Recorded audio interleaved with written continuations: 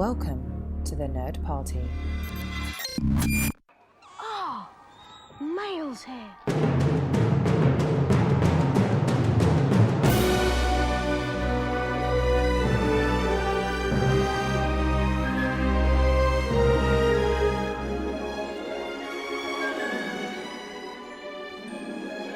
That's right. It's that time of the week. Owl Post is freshly delivered, and I am just one of the hosts here, Matthew Rushing. And with me, as she is always, the vivacious and wonderful Andrea Coffman. The sinus infected Andrea Coffman. Oh, man, I hate that time of the year. I just hate it.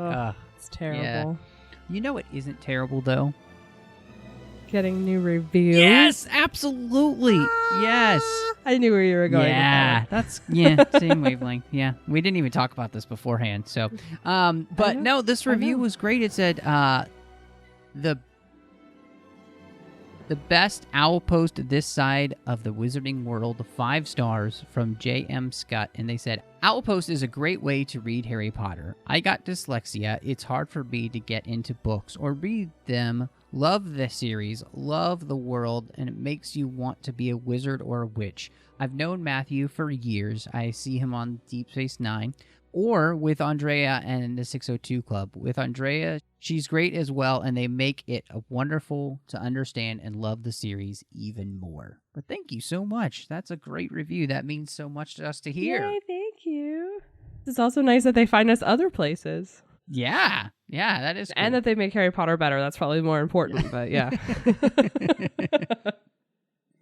But, you can go over to Apple Podcasts and hit us up with a star rating review like J.M. Scott. Let people know what you think of the show, and we'll definitely call you out on the show. So we really appreciate everybody who's been giving us reviews. And, of course, you can find us on Twitter at Join Nerd Party. We're on Facebook at facebook.com/The Nerd Party.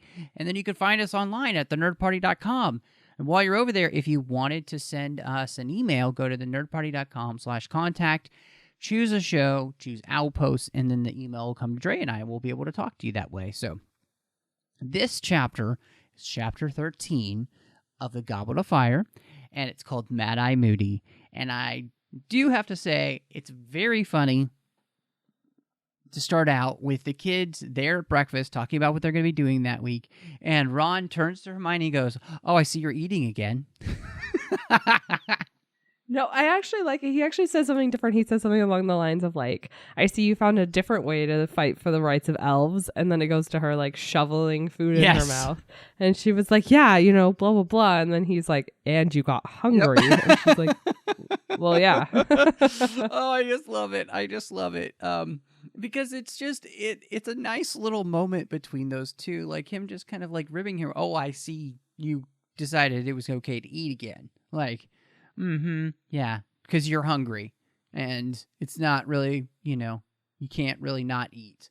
But we do kind of get this thing where there's this mystery throughout this entire chapter about Hermione and this thing that she's now doing because she keeps disappearing to the library every 5 seconds that she can. So, yeah. And all I hear when I read this chapter now is Emma Watson's voice going, "The library." Yes. Every time she says it, I just hear that. And I just go, "Oh, Hermione." Yeah, absolutely. No, I totally, I love it. So, and as they're eating, everybody's getting Owl Post. And then Harry's a little bit frustrated because he hasn't gotten anything back from Sirius yet from the letter he sent them. So he's kind of feeling down. And then they make their way to some of the funniest classes this day. It's just like the worst. It's just like, it is. "Hey, so you didn't get your owl mail. All right, here's a pile of sludge on you. Oh, you're going to harvest the pus out of these disgusting plants. All right, here's some more sludge on you. And now we're going to go to Hagrid's. Oh, you're going to feed beasts that look like lobsters without shells, and they eat liver, and they explode on your hands or try to eat your blood. Here's your last pile of sludge right there on top. You're just a whole giant sludge sundae now. You're welcome." Them being at Herbology and the Bubba Tubers, and the like, squeezing and it what's so funny is that it sounds kind of like they're popping very large zits, basically. Yeah, that is what it sounds like. You find out that this is actually a substance that Madame Pomfrey can use to help people with really bad acne. And then they talk about one of the girls who had tried to curse her acne off. Professor Spout's like, oh, silly girl. Poor girl. I'm glad they got her nose back. Yes. I love that. I love that. Like, it was just the beginning of this chapter just has a ton of little tiny moments in each of the classes, and it feels like one of those things where she's building what it's like to be here, and she's not afraid in this book to just have a chapter where honestly, not too much happens that's going to be earth-shattering for the rest of the book, but she's slightly, setting up a few things. And but really it just helps us know what it's kind of like to be a student at Hogwarts. And it just gives you like a depth of character, and it just really paints the environment, yes. right? Like, you're not delving into one character's motivations or anything too much. You get introduced to a character, but or you get more of an introduction to a character, but you're not really like learning anything life-shattering about anything here. If I recall, there's really nothing in this chapter that like there's no little things that are like, oh, that's going to come up later, you should pay attention. You're just like, she's just enriching her environment and giving you kind of like a, taking the time to paint the picture for you and let you experience what it's like versus just giving you the highlights. Well, and I think that the only thing that will kind of be something that really carries forward is this idea of Hermione in the library and what's she doing this year. Like, what's her thing this year? So I think that's funny. That and the Rita Skeeter thing will carry on throughout the rest of the series, but it's not anything that is like a hint or a small key that you have to pay attention to. Nope. It's just one of those, like, it's the thematic elements that it's an element she continues to use throughout the books, is Rita Skeeter and the names and all that well, stuff. And with, especially with the Rita Skeeter thing there, it's kind of this thing of, and it's funny, J.K. Rowling is kind of talking about fake news before he made up the term fake news. So I don't remember making up that term, but before that term was made up. So yeah, this is kind of what that is, which I think is very funny to see. It's one more place where Ron gets dug at by Malfoy, and so I hate that kid. I know, me too. Now I do love his karma in this chapter, though. It's good. We'll get there. But one of the things that happens at their Care Magical Creatures is, they're taking care of these weird blast-ended skewer things. They're just very strange. But it just reminded me that, Hagrid says, like, what are they good for? And he's like, well, you'll be able to raise them yourself, and we'll make it a bit of a project. And then somebody's, Malfoy's like, well, why would we want to raise them?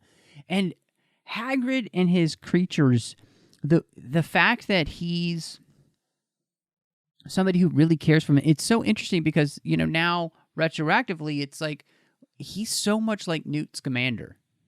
Yeah. Which I love that connection, that they're so similar. And then I love that Hermione comes to his defense, like, you never know what, uses they might have for this. And then my favorite part is Ron coming back at her, like you never know, they could cure seasickness or something, and she's like, perfectly well, I only said that to Malfoy. She's like, I pretty much think all of these things should be ended before they attack us. I was like, wow, Hermione, all worried about elf rights, but doesn't really care about magical creatures. That is interesting. I hadn't thought that way. I more like the fact that she's like, like, dragon's blood is really valuable, but you don't see any of us wanting to keep pet dragons. And then I could just see Ron and Harry do this little, like, shifty-eyed look of like, well, maybe not so far. And, like, well, Hagrid would love to have a pet dragon. I just thought it was funny that they had, like, you could just see, you can hear and feel the little shifty-eyed, like, Remember the time that Hagrid had a pet dragon? It did not go well. No. No, I absolutely agree. I loved that. Like this, there's so much that's really fun that's happening in this chapter, and I feel really bad because they have 2 classes with divination, and so they're in Trelawney's classroom, and I just feel so bad for them. And of course, she says to him, predicts, the thing you fear, you dread will come to pass, and now Harry's like, well, there was that one time she was right. So, dang it. And then she proceeds to tell him he was probably born in the mid of winter. And he goes, nope, I was born in July. It's almost like this, like, it's like a comical joke on him. Like, she could be right. But then she comes out of left field and has this, like, nonsense response. And you're like, I don't know. But yeah, I think it's so interesting because they're studying the stars. And they're making fun. Ron's like, oh, 2 Neptunes. And Ron goes, ooh, that's a sure sign of a midget in glasses being born, Harry. Oh, it's so great. You're so great. And then, of course, they make a Uranus joke that Professor Trelawney hears and gets all upset at them and gives them homework. Which is just, this is like one of those like really adult content things that you don't catch as a kid. But Ron makes a sexual innuendo about Uranus. Yeah, to Lavender Brown. Yeah, which comes into play later, but it's just one of those things. Like when you read this when you're younger, you're like, I don't get it, and now as an adult, you're like, whoa. Yeah, that's well, and I will say this. I don't necessarily think that Ron is trying to make that joke sexually at this age yet. I think he is meaning it. Oh, see, I do. I don't. I totally think he's making it more as like, yeah. But as what? What else would you take that as? It's like a butt joke. Like you're just making a butt joke. It's not really. I don't take that as Ron getting sexual here. He's like 14. Well, that's true, but I just either way, he's referencing the want to see her butt. Which yes, there could be sexual. A connotation there of and hey, lavender we know is a it's either the very extreme and very adult version of sexual, or it's still just I take it much more mildly. Let's just put it that way. I think it's very mild. But either way, it's still like. It's still the first inkling of like them becoming pre-teenagers. Well, I mean, they're teenagers now. They're 14. So, I mean, but them growing into I don't know. Like I don't think of a 14-year-old and be like, "Oh, they're such a teenager." Like you think of like 16, 17 when those hormones are like super raging. I get that. Yeah. Everyone come back, play this for me in 13 years when my daughter is, 14. When your daughter is 14 years old and you're like, "Son of a..." But anyway, I even so, this is kind of that first like teenager sexually charged like comment we're really getting. Like this is kind of the first time we've got like a dirty comment, even if it's not to the extent, it's not to this like super graphic adult extent. It's still sort of a sexually charged kind of teenager like comment, and it's sort of the first one we're getting, and you're kind of like, oh my, Ron, you dirty little scab. So. I love though that as we were talking about earlier, obviously they have the whole Rita Skeeter thing, and Malfoy brings it up, and Ron is about to go after him, and he gets held back. He turns his back. Malfoy is about to attack him, and before you know it, Professor Moody has entered, and he turns Malfoy into a ferret, and it's great. I love it. I actually like this better than the movie, too, because it wasn't aimed at Harry. It was aimed at Ron. And I like that this creates the fight between Ron and Malfoy. It just keeps digging at that idea of his family being less and all of that. So I like this much better than that. And the scene is just hysterical. As he's... The taunting. Yes. Yeah, the taunting between... Malfoy and like the Trinity in the movies is very much so directed at Harry. with the occasional quips towards Hermione, and every once in a while Ron sort of gets pulled in the loop, right? In the books, we're very much so focused on taunting Ron, with Hermione pulled in, and then Harry sort of gets these cursory remarks, right? Like Harry only gets involved because he's trying to stand up for Ron because, you know, he knows the Weasleys. So it's interesting that we keep up this like established, I don't even know the word I'm looking for, rivalry. Yes. We keep up with this established rivalry between them, right? So it's just, I agree. It's nice that that's kind of makes more sense. Because now when you think about it in the movies, you're like, but why is he really taunting Harry? Like, Harry doesn't do anything. The only thing you got on Harry are dead parent jokes, which are not funny, and everyone knows those are not funny. So, like, what do you do, you know? Yeah. So it makes a lot more sense, even just logically, that he's going after Ron, because it gets under Ron's skin, and right. Ron's got, like, so much more he can pick on him about. Well, and it honestly, what I love, too, is that she's not negating Ron. Like, Ron's, this is part of Ron's story. And it's something that is going to play out all the way into the last book. It'll play out heavily there. And it's going to be his moment of growth. And I really like that. And so having this whole moment with, Malfoy being turned into a ferret. And then, of course, Moody gets in trouble because he's not supposed to be doing this. And I just love that McGonagall comes in and, of course, chastises him, but then says, we either give them detention or we take them to the offender's, head of house. And he's like, oh, Snape would be your head of house, wouldn't he? Well, I'd like to have a conversation with him as well. So, like, then Ron's like, don't talk to me. Don't talk. And they're like, why? It's like, he's like, just don't talk to me. Burn that into my brain. I never want to forget this moment. It's the best moment of my life. And then Hermione goes on to ruin it. Well, he really shouldn't have done that. And he's like, shut up, Hermione. Well, I know. I love it. And I do love that, Hermione. It's like, honey, just let the boys have this, come on. We all know that he shouldn't have done that, but we still can revel in the fact that it happened. Mm-hmm. Let us enjoy the moment since it did. I also love, too, that at the very end of the chapter, George and Fred are talking, and they're talking about how cool Mad-Eye is. And they're like, man, he's been there.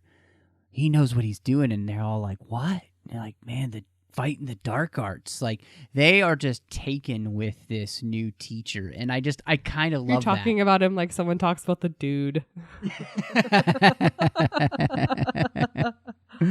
Oh, man. It's so great. Like, this chapter, I think it's short and sweet, but it really is one that sets up some fun things. But I think what it does mostly is what we talked about is it honestly just kind of gives us more characterization, especially for the character of Ron, and a little bit for Hermione here with her, library usage again. I really think that is, this is one of the things she gets to do in this book because it's longer. She gets to take a little bit more time with things, and I think it really helps a lot of these stories play out later in the end. I really am trying to pay attention. I'm going to speak here very indicative of things happening in the future, but still spoiler free. I'm trying very hard to pay attention to certain things now because in the movie rendition of this book, at the end, I'm still left with a handful of unanswered questions on why things happened or how things happened. So I'm trying to pay attention now to some of the things as they happen so that I can see if my questions go answered in the book. So stay tuned for that. I know it's kind of cryptic for those of you who haven't read it or haven't seen the movie. But yeah. No, I'm with you. I think that's something that I feel like I'm doing as well, really trying to pay attention to all the little things in this book. And then again, I think that's what she would want us to do. Yeah, it's what makes this chapter important. even though it doesn't. WWRD. What would J.K. Rowling do? But if anybody wants to find out what you would do, Drea, where can they find you on the social medias? Sure. I am on Twitter at PCFchick or Instagram at Drea Coffman, and it's Coffman. Well, and you can find me on Twitter, MattRushing02. You can also find me here on the network doing Aggressive Negotiations with John Mills as we talk all about Star Wars. Make sure you check it out. It's so much fun, especially with Solo coming up. It's been a blast. You can also find me over on the Trek FM network. I'm doing The Orb with Chris Jones, talking about Star Trek Deep Space Nine. And then, of course, I'm doing the 602 Club, which is about all the fandoms that we love, so make sure you check that out. And then last but not least, I am doing Cinema Stories with Courtney, my friend, as we talk about films through the lens of faith. But thank you so much for checking your outpost. Mischief managed.